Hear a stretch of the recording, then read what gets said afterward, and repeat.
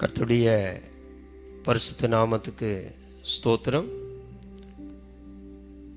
இன்றைக்கான வேத வசனம் நாம் ஒரு சிறிய ஜெபத்தோடு ஆரம்பிப்போம். எங்களை அதிகமாய் நேசிக்குதான நல்ல தகப்பனே, இந்த நல்ல வேலைக்காய் ஸ்தோத்திரம். இந்த நாளிலும் கூட நம்முடைய சமூகத்திலே வேத வசனங்களை தியானிக்கும்படியாக மறுபடியுமாய் உம்முடைய சமூகத்திலே நீர் எங்களை அழைத்து கொண்டு வந்த உம்முடைய மகா தயவுக்காய் ஸ்தோத்திரம். தேவனே, இந்த உலகத்திலே மேன்மையானது உம்முடைய வார்த்தையே. உம்முடைய வார்த்தையை தவிர, உம்முடைய வேதம் தவிர மேன்மையானது வேறு ஒன்றும் இல்லை. அந்த வேத வசனம் எங்களுக்கு வெளிச்சமாக இருக்கிறது. இந்த நாளிலும் கூட அந்த வேத வசனங்களை தியானிக்கும்படியாக இந்த சத்தத்தின் மூலமாக எத்தனை பேர் இந்த சத்தத்தை கேட்டுக்கொண்டிருக்கிறார்களோ எல்லாருடைய இருதயங்களை நீர் தொடும்படியாக, எல்லாருடைய பாரங்கள் துக்கங்களை நீக்கும்படியாக, எல்லாருடைய வியாதிகளை நீர் சுகமாக்கும்படியாக இந்த வேத வசனத்தின் மூலமாக எங்களுக்குள்ளே சியோனிலிருந்து நீர் பேசும்படியாய் ஜெபிக்கிறோம். தொடர்ந்து உம்முடைய பிரசன்னமாகிய மகிமை எங்கள் மேல் இறங்கும்படியாய் ஜெபிக்கிறோம். ஒவ்வொரு தேவ பிள்ளைகளும் நீர் ஆளுகை செய்யும்படியாய் ஜெபிக்கிறோம். எல்லாவற்றையும் இயேசுவின் மூலமாய் கேட்கிறோம் நல்ல பிதாவே, ஆமேன். அல்லேலூயா. கர்த்தருடைய பரிசுத்த நாமத்துக்கு ஸ்தோத்திரம்.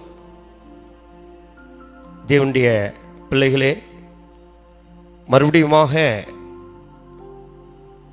வேத வசனங்கள் மூலமாக உங்களை சந்திப்பதில் நான் மிகவும் சந்தோஷப்படுகிறேன். இன்றைக்கும் கூட நாம் தியானிக்க போகிற வேத வசனம் கடந்த நாட்களிலே லூக்கா எழுதின சுவிசேஷம் 15ஆம் அதிகாரம் 21ஆம் வசனத்திலிருந்து 23ஆம் வசனம் வரைக்கும் உள்ள வசனத்திலே 21ஆம் வசனத்திலே இளைய குமாரன் தகப்பனிடத்திலே திரும்பி வந்து 3 காரியங்களை குறித்து அவன் அறிக்கை செய்து பாவ மன்னிப்பை பெற்றுக்கொள்வதை குறித்து கடந்த நாட்களிலே முதல் காரியத்தை குறித்து நாம் தியானித்தோம். அதாவது 21ஆம் வசனம் சொல்கிறது, குமாரன் தகப்பனை நோக்கி, தகப்பனே, பரத்துக்கு விரோதமாக உமக்கு முன்பாக பாவம் செய்தேன். இனிமேல் உம்முடைய குமாரன் என்று சொல்லப்படுவதற்கு நான் பாத்திரன் அல்ல என்று சொன்னான். இந்த வசனம் 3 காரியங்களை சொல்கிறது என்று நான் சொன்னேன்.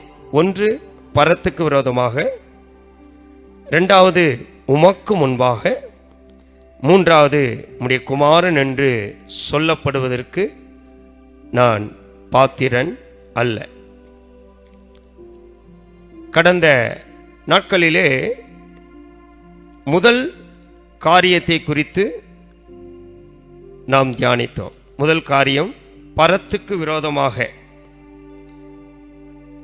விரோதமாக குறித்து நாம் தியானித்தோம். இன்றைக்கு நாம் தியானிக்க போவது உமக்கு முன்பாக. அந்த லூக்கா எழுதின சுவிசேஷத்திலே அந்த குமாரன் சொல்கிறார், உமக்கு முன்பாக நான் பாவம் செய்தேன். கர்த்தருடைய பரிசுத்த நாமத்துக்கு மகிமை உண்டாகட்டும்.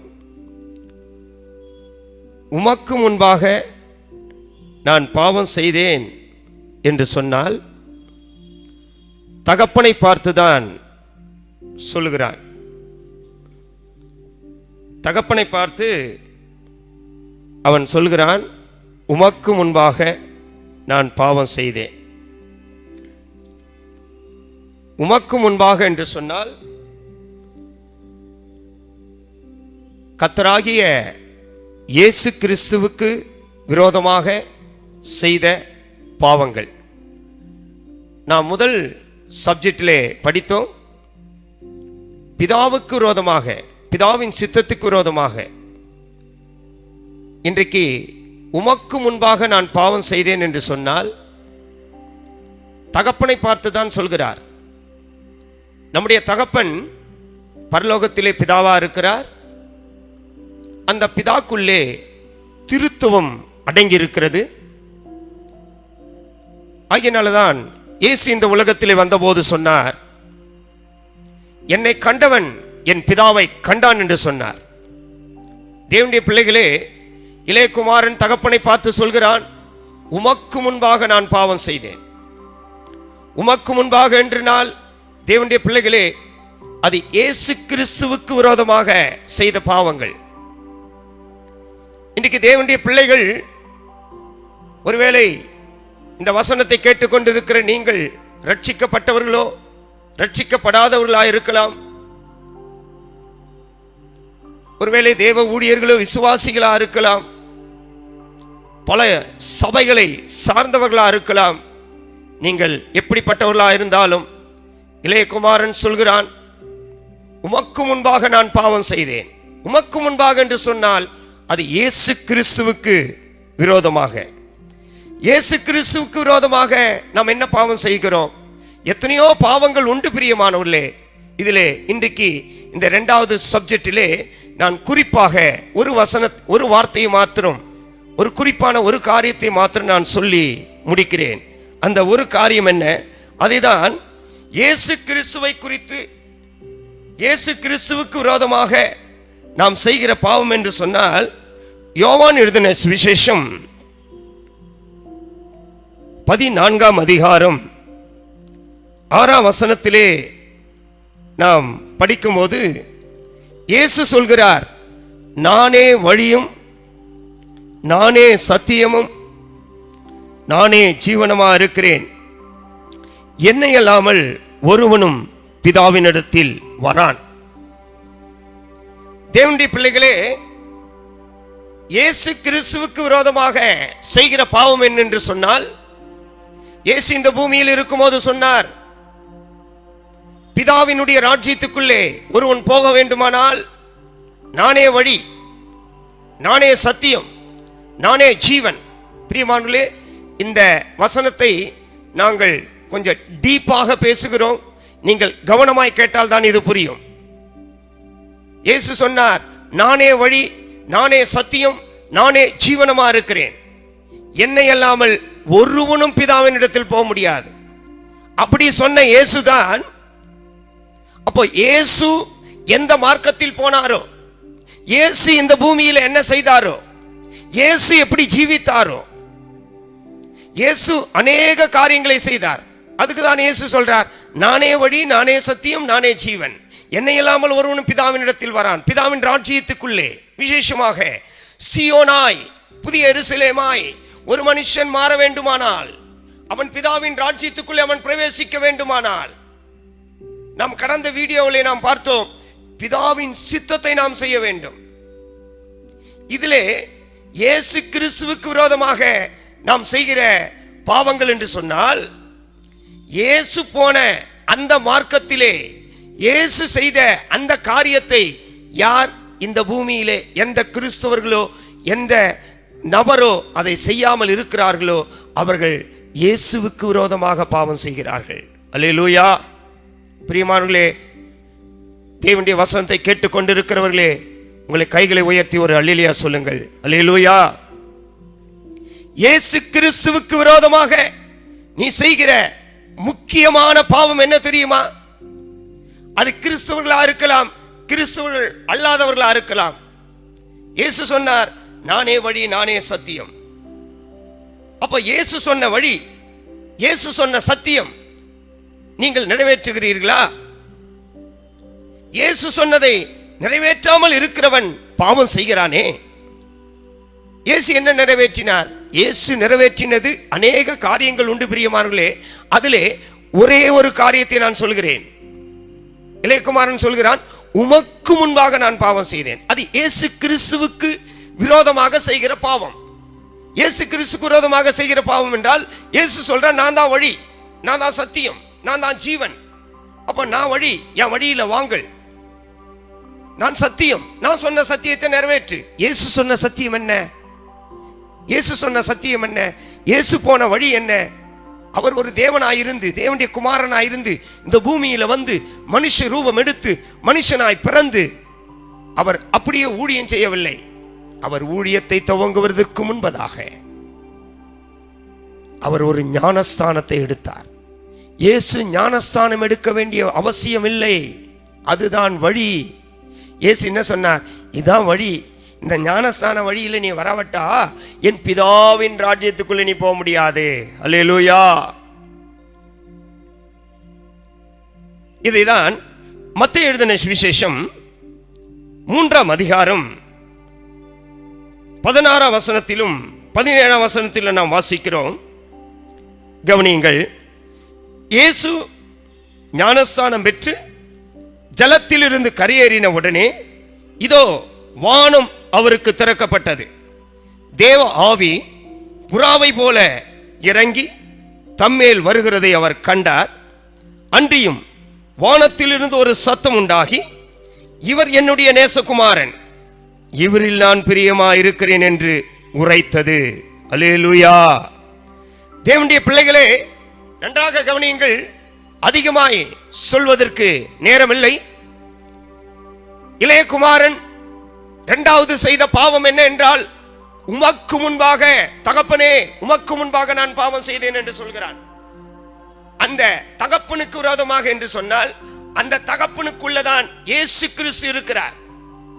அந்த பிதாவின் இடத்தில் தான் இயேசு இருந்தார். அந்த இயேசு தான் இந்த பூமிக்கு அனுப்பப்பட்டார். அந்த இயேசு இந்த பூமிக்கு வந்த உடனே இயேசு சொன்னார், நானே வழி, நானே சத்தியம், நானே ஜீவன். இந்த பூமியிலே பிறந்திருக்கிற ஒவ்வொரு மனுஷனும் இயேசு போன அந்த வழியில போனால்தான் சீயோனாய் புதிய எருசலேமாய் மாற முடியும். இல்லாவிட்டால் ரகசிய வருகையில் எடுத்துக் கொள்ளப்பட முடியும். அதுதான் இயேசு திட்டவட்டமாய் சொல்கிறார், நான் வழி, நான் சத்தியம், நான் தான் ஜீவன். இயேசு சொன்ன வழி என்ன? நான் ஞானஸ்தானம் எடுத்திருக்கிறேன். எதுக்கு? இயேசு பாவம் செய்யவில்லை. அவர் சிந்தையிலும் கூட பாவம் இல்லை. அவர் பாவம் அறியவில்லை. பாவத்துக்கும் அவருக்கும் சம்பந்தம் இல்லை. சம்பந்தம் இல்லாத, பாவத்துக்கும் அவருக்கும் சம்பந்தம் இல்லாத ஒரு தேவனுடைய குமாரனே ஞானஸ்தானம் எடுத்தார் என்றால், இன்றைக்கு இந்த பூமியில பிறந்த ஒவ்வொரு மனுஷனும் பிதாவினுடைய ராஜ்யத்துக்குள்ளே பிரவேசிக்க வேண்டுமானால் ஞானஸ்தான சத்தியத்தை நிறைவேற்ற வேண்டும். அதுதான் இயேசு கிறிஸ்துவுக்கு விரோதமாக இன்றைக்கு நான் சொல்கிறேன். தேவனுடைய பிள்ளைகளே, நீங்கள் ஒருவேளை ஞானஸ்தானம் எடுத்தவர்களா இருந்தாலும் ஞானஸ்தானம் எடுக்காதவர்களா இருந்தாலும் ரெண்டு கூட்டத்தாரும் இயேசுவுக்கு விரோதமாக பாவம் செய்து கொண்டிருக்கிறார்கள். எப்படி? நீங்க சொல்லலாம், பாஸ்டர், நாங்கள் ஞானஸ்தானம் எடுத்துட்டோமே, நாங்க எப்படி இயேசுக்கு விரோதமாக பாவம் செய்கிறோம் என்று நீங்கள் சொல்லலாம். எப்படி? நம்முடைய ஞானஸ்தானம் எப்படி இருக்க வேண்டும்? அதான் இயேசுவுக்கு விரோதமாக செய்கிற பாவம் என்று சொன்னால், ஒரு மனுஷன் இயேசுவை அறிந்த பிற்பாடு, இயேசுதான் இரட்சகர், அவர்தான் இந்த உலகத்தின் இரட்சகர், அவர்தான் நம்மளை பரலோகத்துக்கு கொண்டு போகிறவர் என்று நீ அறிந்த பிற்பாடு ஒரு ஞானஸ்தானம் நீ எடுக்க வேண்டும். அது என்ன ஞானஸ்தானம்? முழுக்கு ஞானஸ்தானம். இந்த ஞானஸ்தானத்தை குறித்து பேச வேண்டுமானால் இது ஒரு பெரிய சப்ஜெக்ட். பிரியமானவர்களே, எல்லாவற்றையும் பேச முடியாது. இயேசு ஞானஸ்தானம் எடுத்தார், அது அவசியம். அவர் தேவனுடைய குமாரன், அவர் பாவம் செய்யவில்லை, ஆனாலும் அவர் ஞானஸ்தானம் எடுத்தார். முழுக்கு ஞானஸ்தானம். இதைதான் இளையகுமாரன் சொல்கிறான், உமக்கு முன்பாக நான் பாவம் செய்தேன் என்றால் இயேசு கிறிஸ்துக்கு விரோதமாக, இயேசு கிறிஸ்துக்கு விரோதமாக பாவம் செய்தேன் என்றால் இயேசு ஞானஸ்தானம் எடுத்தது போல இந்த பூமியில பிறந்த இயேசுவை அறிந்த ஒவ்வொரு மனுஷனும் ஞானஸ்தானம் எடுக்க வேண்டும். இந்த ஞானஸ்தானம் எப்படி எடுக்க வேண்டும் என்றால், இதே மத்தேயு எழுதின சுவிசேஷம் 3ஆம் அதிகாரம் 11ஆம் வசனத்திலே நாம் வாசிக்கும் பொழுது அங்கே சொல்கிறார், யோவான் ஸ்நானகன் சொல்கிறார், மனம் திரும்புதலுக்கென்று நான் ஜனத்தினால் உங்களுக்கு ஞானஸ்தானம் கொடுக்கிறேன், எனக்கு பின் வருகிறவரோ என்னிலும் வல்லவராயிருக்கிறார், அவருடைய பாதரட்சைகளை சுமக்கிறதற்கு நான் பாத்திரன் அல்ல, அவர் பரிசுத்த ஆவியினாலும் அக்கினியினாலும் உங்களுக்கு ஞானஸ்தானம் கொடுப்பார். அல்லேலூயா, அல்லேலூயா, அல்லேலூயா. தேவனுடைய பிள்ளைகளே, வேத வசனம் சொல்கிறது, நான் தண்ணீரில் தான் ஞானஸ்நானம் கொடுக்கிறேன். யோவான் சொல்கிறார், நான் தண்ணீரில் தான் ஞானஸ்நானம் கொடுக்கிறேன், எனக்கு பின் வருகிறவரோ, இயேசு கிறிஸ்துவை குறித்து சொல்கிறார், அவர் எனக்கு பின் வருகிறவரோ அக்கினியிலும் பரிசுத்த ஆவியினாலும் ஞானஸ்நானம் கொடுப்பார். தேவனுடைய பிள்ளைகளே, இன்றைக்கு இந்த பூமியிலே எத்தனையோ சபைகள், எத்தனையோ ஞானஸ்தானங்கள் இருக்கிறது. இயேசு சொன்ன ஒரே ஞானஸ்தானம் முழுக்கு ஞானஸ்தானம். அது எப்படிப்பட்ட ஞானஸ்தானம்? ஒரு தேவனுடைய பிள்ளை ஒருவன் இயேசு கிறிஸ்துவை ஏற்றுக்கொண்டால் மனம் திரும்பிதான் ஞானஸ்தானம் எடுக்க வேண்டும். மனம் திரும்பாதவனுக்கு ஞானஸ்தானம் கொடுக்கவும் கூடாது, அவர்கள் எடுக்கவும் கூடாது. பிரியமானவர்களே, இந்த பூமியிலே இன்றைக்கு எத்தனையோ ஞானஸ்தானங்களை கொடுக்கிறார்கள், எடுக்கிறார்கள். ஒரு கல்யாணம் கட்ட வேண்டும் என்று கல்யாணத்துக்காக ஞானஸ்தானம், ஒருவனை சபைக்குள் சேர்த்துக்கொள்ள வேண்டும் என்று சபைக்குள் சேர்ப்பதற்காக ஞானஸ்தானம், ஒருவனிடத்திலே பணங்களையும் பொருள்களையும் வாங்க வேண்டும் என்று அதற்காக ஞானஸ்தானம். இந்த ஞானஸ்தானத்தை பரலோகம் அங்கீகரிக்கவில்லை. வேதம் திட்டமாய் சொல்கிறது, மனம் திரும்புதலுக்கேற்ற ஞானஸ்தானம் கொடுங்கள். அல்லேலூயா. இந்த பூமியில் இருக்கிற ஊழியர்களுக்கு தேவன் சொல்வது, நான் அல்ல, தேவன் சொல்வது, மனம் திரும்புனவங்களுக்கு மட்டும் தேவ பிள்ளைகளே, தேவ ஊழியர்களே, நீங்கள் ஞானஸ்தானம் கொடுங்கள். இது நான் சொல்லவில்லை, வேதம் சொல்கிறது.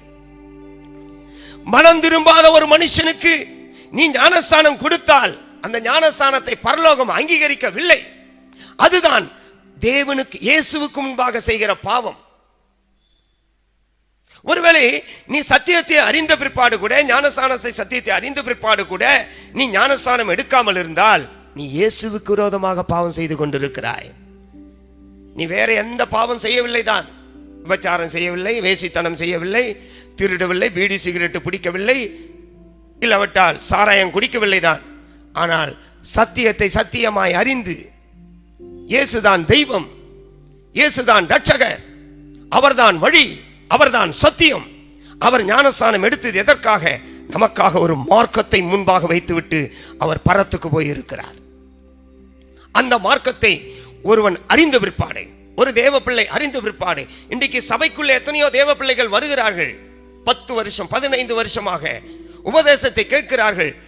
எத்தனையோ வாலிபர்கள் வருகிறார்கள், ஆனால் ஞானஸ்தான சத்தியத்துக்கு ஒப்பு கொடுக்கிறதில்லை. ஏனென்றால் ஞானஸ்தான சத்தியத்துக்கு ஒப்பு கொடுத்தால் நகையை கழட்டணும், ஆடம்பர்களை விடணும், உலகத்தை விடணும். இதற்காகவே சபையிலே ஒரு தேவ பிள்ளையா இருக்கிறார்களே ஒழிய, ஆனால் இன்னும் அவர்களுடைய பெயர் பரலோகத்திலே ஜீவ புஸ்தகத்திலே எழுதப்படவில்லை.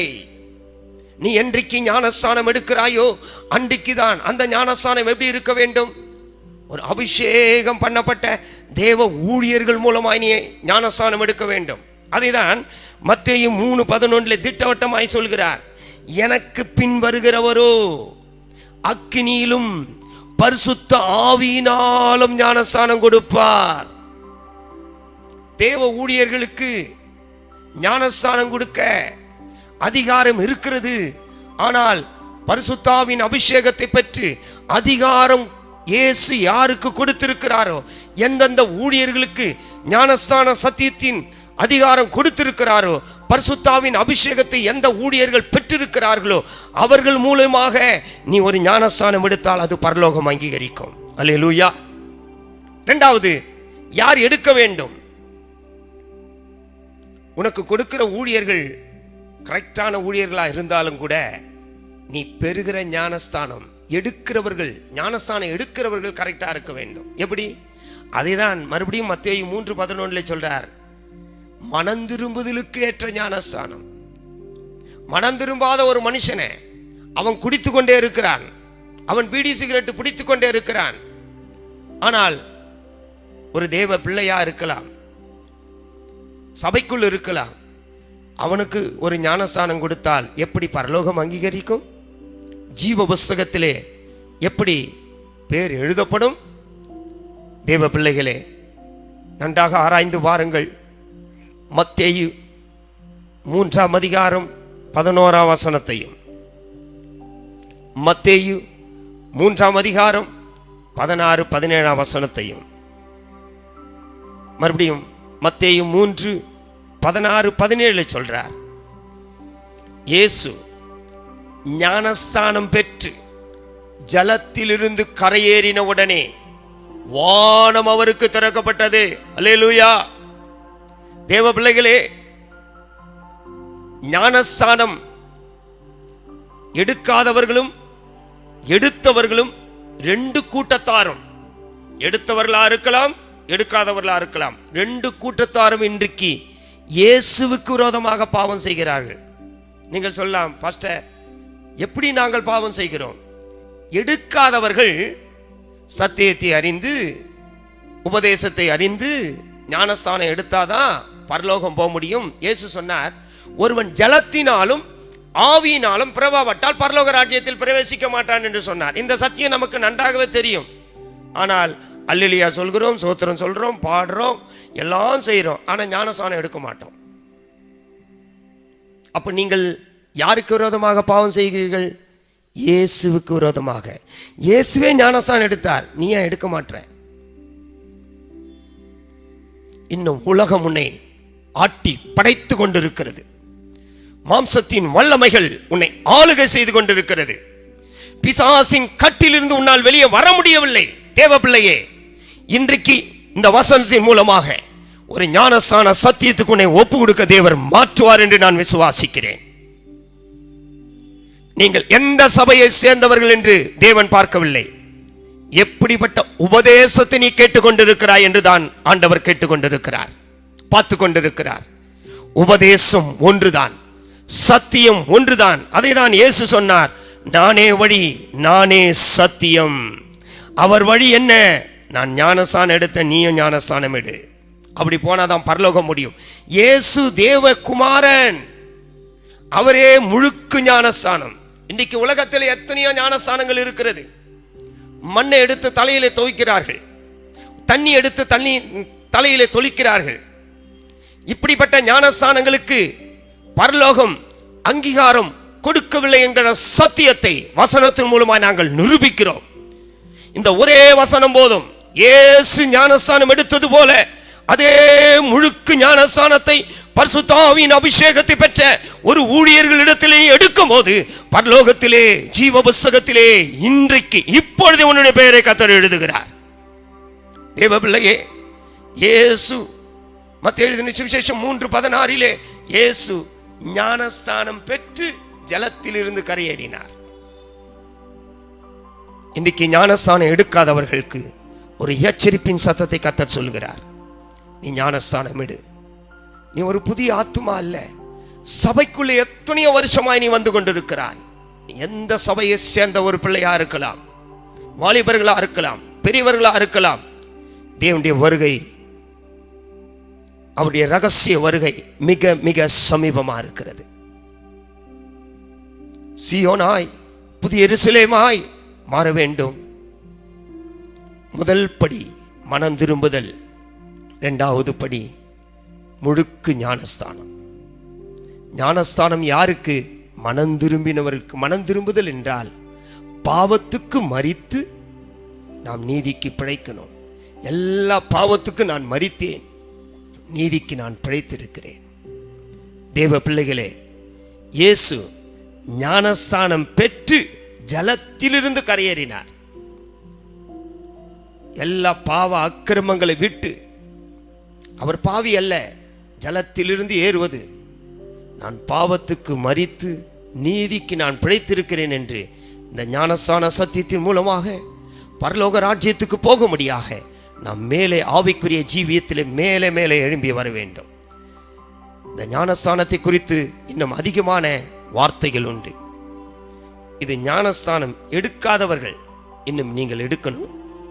இரண்டாவது, ஞானஸ்தானம் எடுத்தவர்கள், சபைக்குள்ள ஞானஸ்தானம் எடுத்துட்டோம்.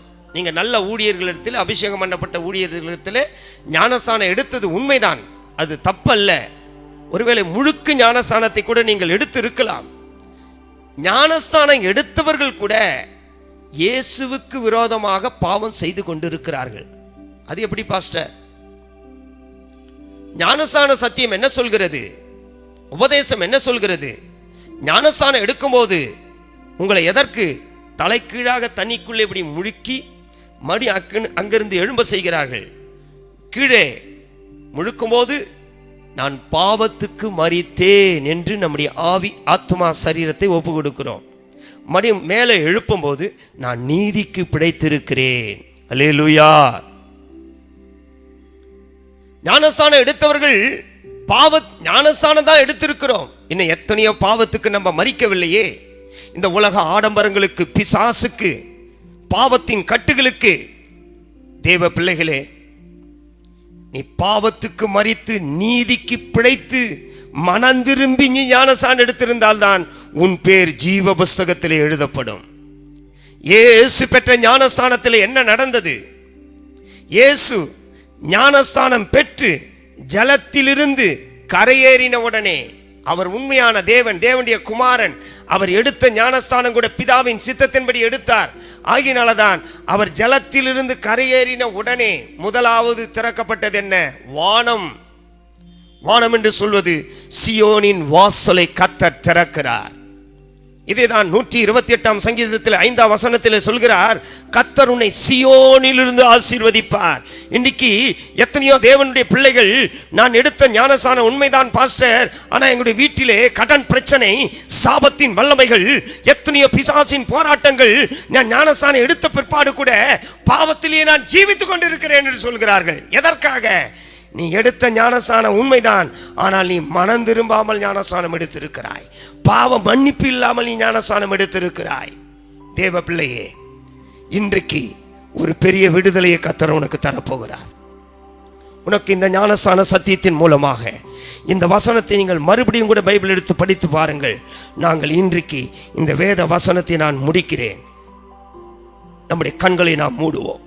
தேவ பிள்ளைகளே, இப்பொழுது ஒரு ஆசீர்வாதத்தை கர்த்தர் உனக்கு தரப்போகிறார். ஞானஸ்தான சத்தியம் என்று சொல்வது ஒரு பெரிய சப்ஜெக்ட்.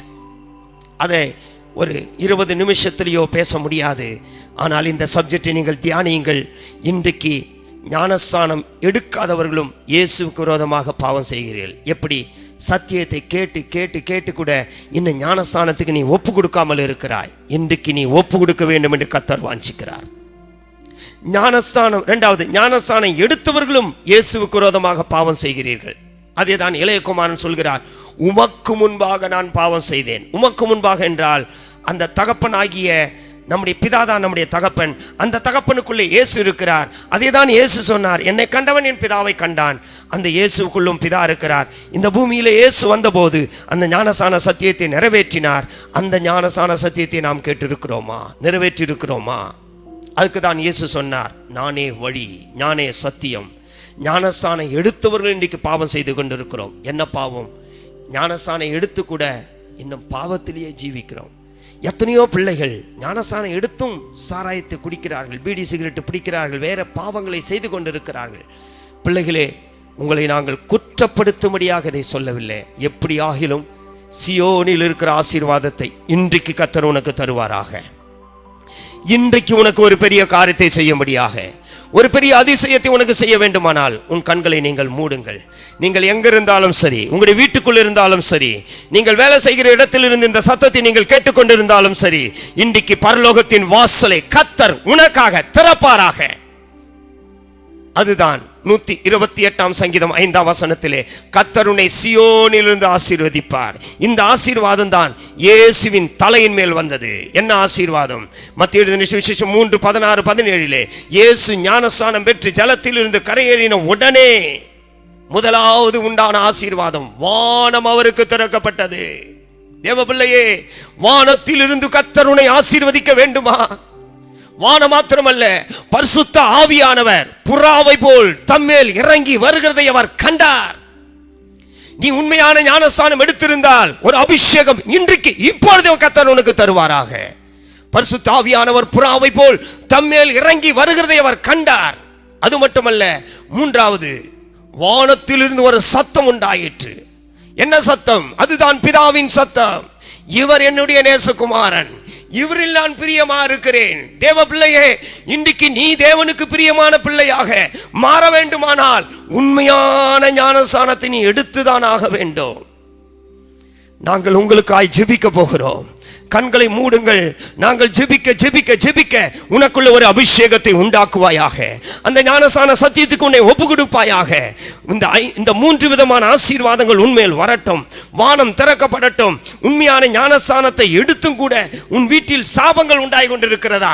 இன்றைக்கு இயேசுவின் நாமத்தினாலே எல்லா கட்டுகளை ஆண்டவர் உடைப்பாராக. ஷிபிகத்துடபலா கத்துடானியா ஓரிபிகத்துடபலா கத்துடானியா. தேவனுடைய பிள்ளையே, வானம் உனக்காக ஆண்டவர் திறந்து கொண்டிருக்கிறார். பரிசுத்த ஆவியானவர் உன்மேல் புறாவை போல வந்து கொண்டிருக்கிறார். வானத்திலிருந்து ஒரு சத்தம் உண்டாகி கொண்டிருக்கிறது. என்ன சத்தம்? என் மகனே, என் மகளே, நீதான் எனக்கு நேசகுமார்த்தி, நேசகுமாரன். என்னுடைய ஞானஸ்நான சத்தியத்தை நீ நிறைவேற்று.